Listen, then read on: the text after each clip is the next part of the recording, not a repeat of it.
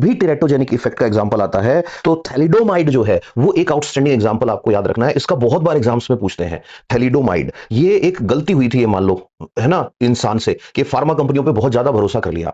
Thalidomide जो है actual में आज के टाइम में थैलिडोमाइड कोई पूछे आपसे कि कहां काम में आ रही है, तो ये कैंसर के अंदर काम में आती है, सार्कोमा में स्पेशली काम में आती है, या एचआईवी की वजह से जो अल्सर हो जाते हैं उसमें ये काम में आती है।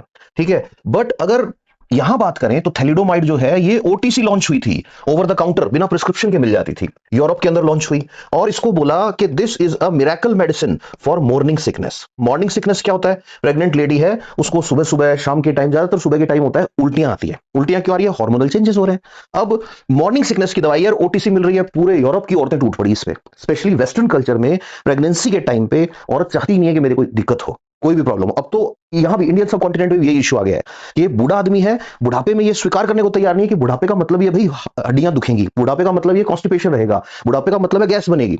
बूढ़े को एकदम ये चाहिए कि मेरा शरीर वैसा कर दो जैसा पहले था। ऐसी औरतों को चाहिए, प्रेगनेंसी है बट चेंजेस नहीं आनी चाहिए बॉडी के अंदर। अब खूब खाई उन्होंने दवाई। अब हुआ क्या साहब, ध्यान सुनना। थैलिडोमाइड के जो क्लिनिकल ट्रायल्स हुए थे और कंपनी ने जो फाइल सबमिट करी थी उसमें उसने लिखा था कि it is 100% safe for pregnant lady. अब डॉक्टर्स ने प्रिस्क्राइब करने की जरूरत नहीं है, ओटीसी है। अब हुआ क्या, इनके जो बच्चे होने शुरू हुए तो अप्रोक्सीमेटली 10,000 बच्चे तो मरे हुए पैदा हुए। ये यूएसए और यूरोप में हो रहा है। और करीब 10,000 बच्चे ऐसे थे जिनके हाथ नहीं थे, किसी के पैर नहीं थे। ये इतना जबरदस्त केस किसका? टेरेटोजेनिस का। एक और एग्जांपल जो आज के टाइम में आपको याद रखना है, एपिलेप्सी के अंदर वेलपोरेट देते हैं। वेलपोरिक एसिड जो है वो अलग अलग कॉम्बिनेशंस में होता है, सोडियम वेलपोरेट ज्यादा पॉपुलर है।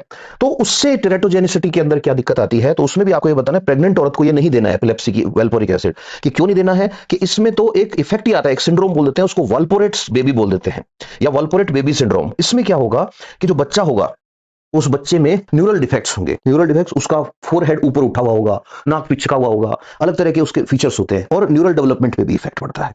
और बहुत सारी मेडिसिन है जिनका एस इनहिबिटर्स हैं, एसीएच इनहिबिटर्स हैं, उनका सबका कुछ ना कुछ एक्शन होता है। बट ये एग्जांपल जो है टेरेटोजेनिसिटी में थैलिडोमाइड, ये आपको याद रखना है।